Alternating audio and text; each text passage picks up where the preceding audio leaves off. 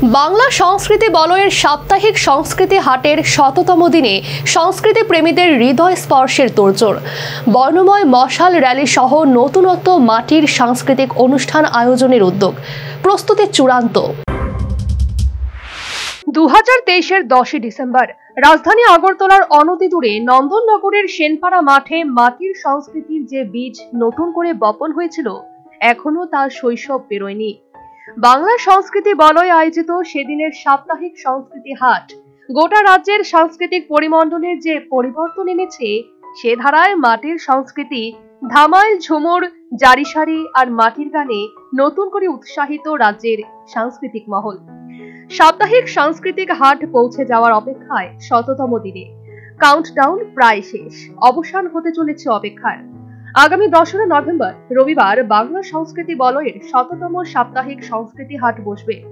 সেজে উঠেছে নন্দননগরের সেনপাড়া মাঠ, তবে নেই কোনো পশ্চিমী ধামাকা। মাটির টানে, মাটির সাজে চলছে প্রস্তুতির শেষ তুলির টান। ১০০তম সাপ্তাহিক সংস্কৃতি হাট উপলক্ষে শনিবার সন্ধ্যায় থাকছে রাজধানী আগরতলায় বর্ণাঢ্য মশাল র্যালি। র্যালিতে রাজ্যের শতাধিক ক্রীড়াবিদ অংশগ্রহণ করবেন। এছাড়া ১০০তম হাটে আকর্ষণের কেন্দ্রবিন্দুতে শতাধিক শিল্পী পরিবেশিত সমবেত ধুনুচি নাচ। শিল্পীরা এখন এর শেষ প্রস্তুতিতে ব্যস্ত।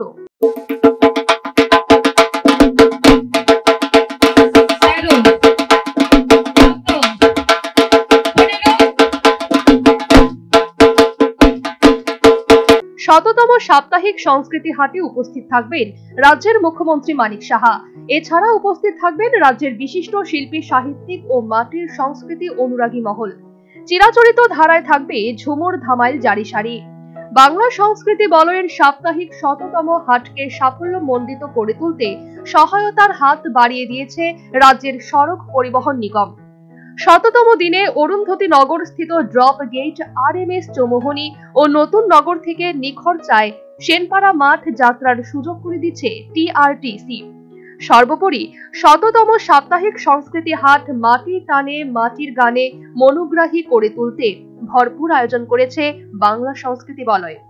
সে প্রস্তুতির গানে এখন মূল সুর, সংস্কৃতির মনন গড়ে বাংলা বলয় বিশ্বজুড়ে। Bureau report, news vanguard.